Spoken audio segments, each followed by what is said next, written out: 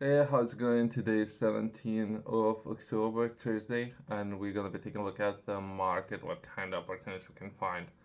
Today's video will try to cover everything in perhaps 15 minutes or so.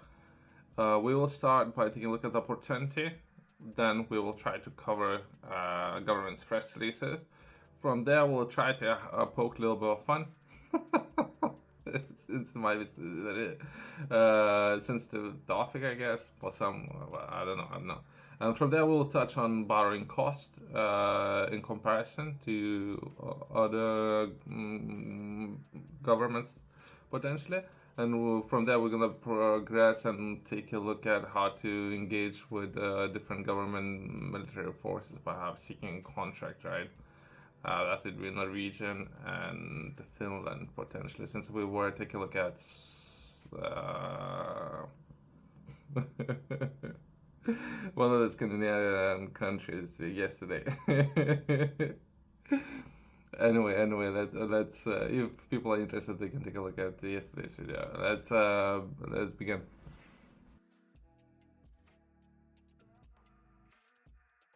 We're gonna begin by taking a look at finances that will be made available for carrying out research work or so-called feasibility study.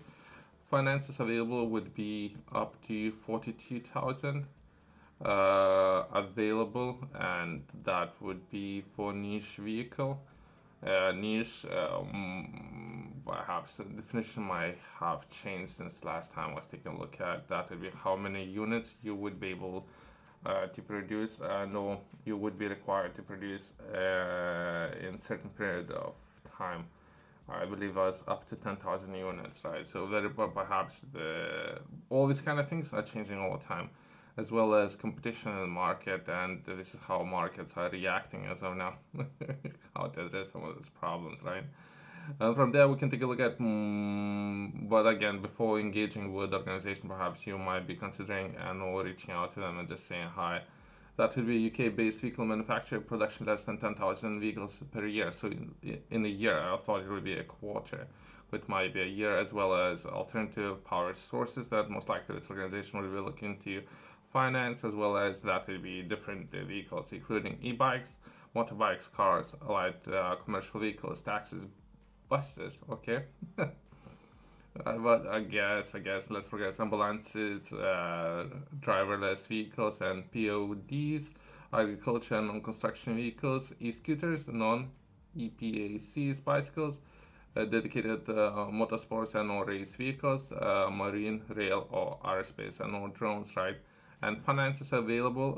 Current rate, I believe it will be 70% of finances would be offered, but 30% most likely. But again, you might be looking to engage with the team and ask those questions, since you might be able to reach agreement.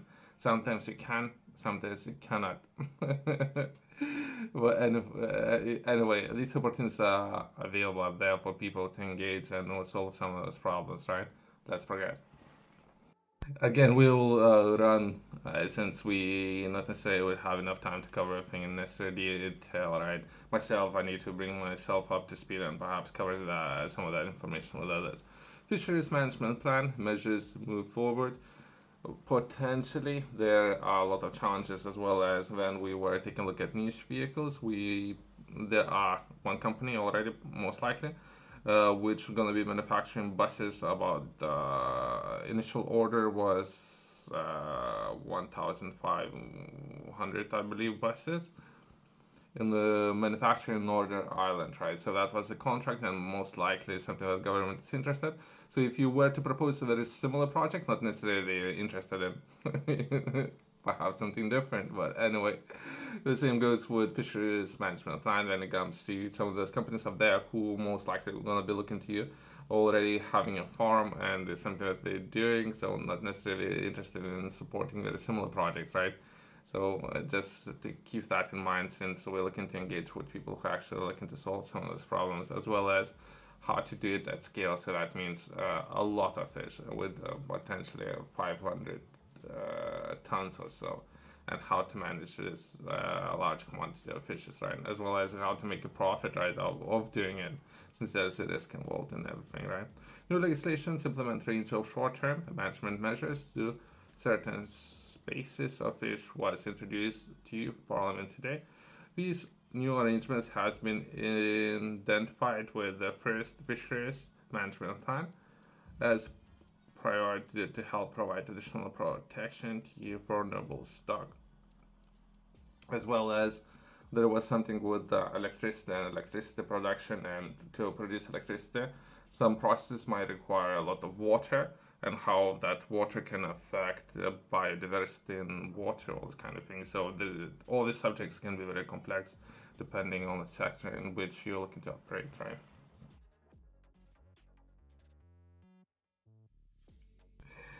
Let's take a look at the next article. That would be action to boost jobs and investment for clean energy in Scotland. UK's government accelerates skills passport, and with Scottish government strikes deal for Great British Energy to work with Scottish public bodies.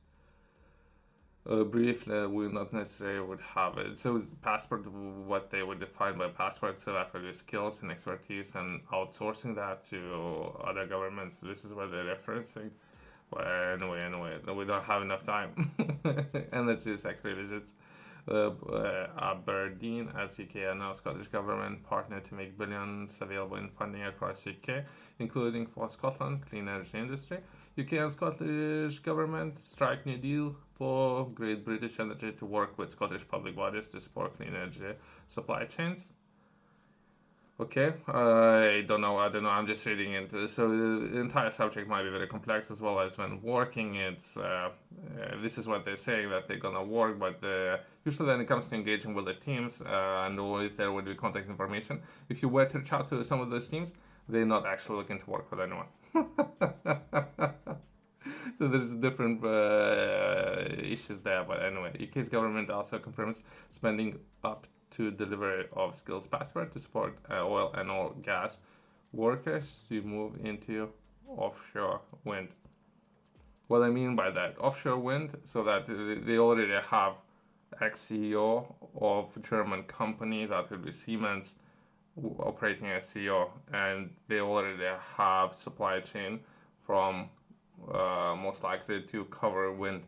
So then they're saying, looking to work, there is nothing other than they already works in motion, and there is not necessary way to reach out to them and solve some of those problems, right?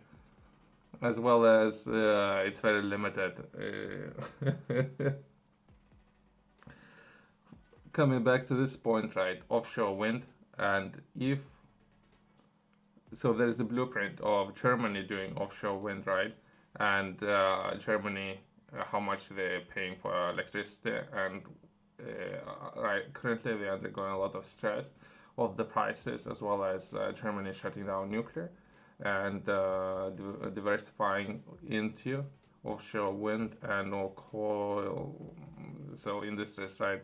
So I don't know if that's alternative, since UK perhaps looking to do things differently, perhaps sell some of that coal to European governments, including Poland and or Germany, to produce electricity, and themselves UK might be considering alternatives to not only offshore wind, but anyway, the entire subject might be very complex. Anyway, let's progress. Let's take a look at the next article.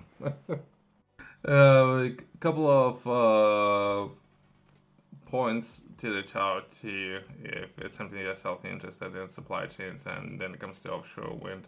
That would be offshore renewable energy, and that would be one organization taking a look at this area and how to solve some of those problems, in particular when it comes to energy prices, as well as that would be a university that offers supercharged offshore renewable energy hub.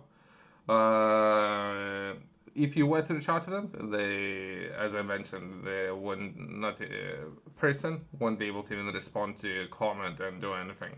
So they say that they're doing something where actually they're not doing anything. They're saying we're solving any problems and we're doing something in the sectors. If you were to reach out to some of those organizations won't even respond to you. Anyway, let's take a look at the next article. That would be viability risk intensifying for some landlords who wants regulator of social housing. and that would be shows that vulnerabilities have intensified over the last years, and social landlords are facing significant on competing pressures to delivering both more and or better social houses of quality and price, right? From there, I thought it might be important on touching that borrowing cost in UK compared to perhaps other governments had would be Britain's borrowing cost nearly doubled to Germany's as investors brace for budget, right? And that would be the government has to pay almost 4.2% to borrow over 10 years based on bond market rates compared to Berlin's 2.2%.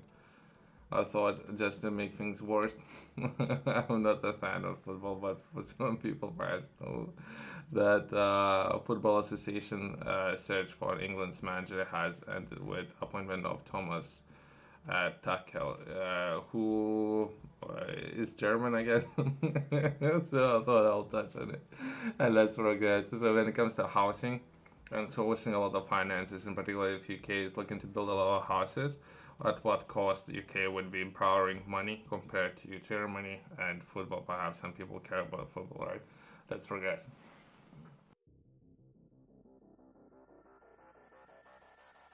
Something that was handed to me that would be Australia to give Ukraine almost 50 US made Abrams tanks. Since the way how we started, it would be taking a look at or building different hardware equipment potentially. That might be important. And they say almost after the 49, which is perhaps the Australia has.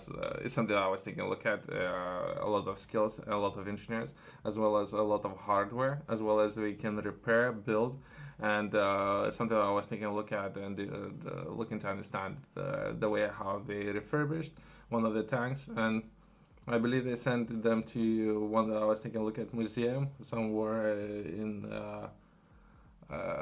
one of the Baltic countries. I think it was Estonia. They sent it to, but there's more to it, right? Anyway, let's progress.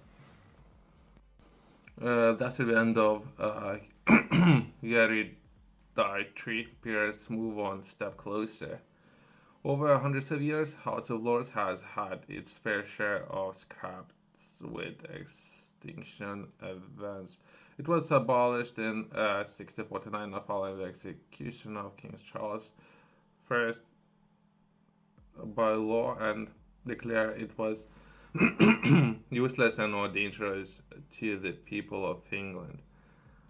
I was trying to understand what's happening here, but the entire subject might be very complex. That really, there's 92 seats for hereditary peers who have inherit their titles from the families, and in its general election manifesto, Labour promises to scrap them. It will be the next phase of reforms started by the last Labour government, which removes the majority of hereditary peers from the chamber in 1999, leaving only 92 in compromise deal with the Conservatives. I don't understand that well, and I'm looking to understand a little bit better as well as I was trying to do a little bit of research on this time. I don't know. I don't know if it's good. I don't know if it's bad. Perhaps it would be heritage from a long time ago, the 17th century or so, and the way how things would be controlled and managed, as well as safe locks in the process making, where a lot of processes would be reviewed, but when making changes, it might slow down the process, and government might be interested in speeding up the process. But those safety checks might be important. So I don't know. I'm trying to understand it. But anyway, let's progress.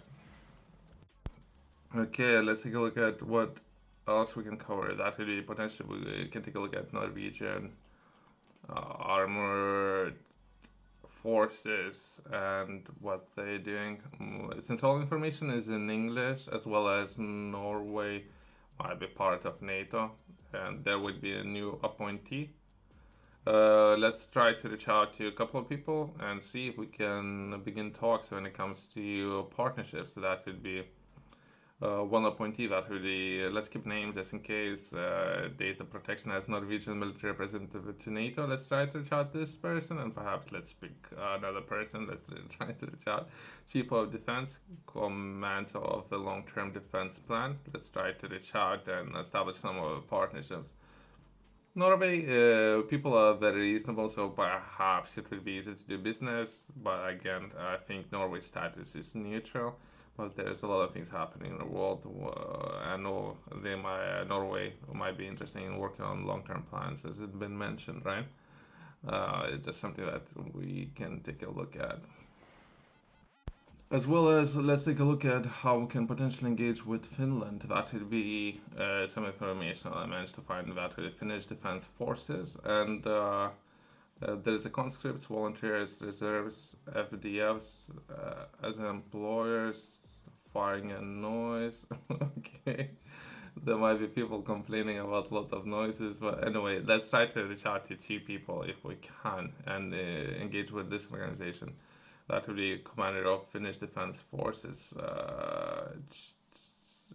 General Jane.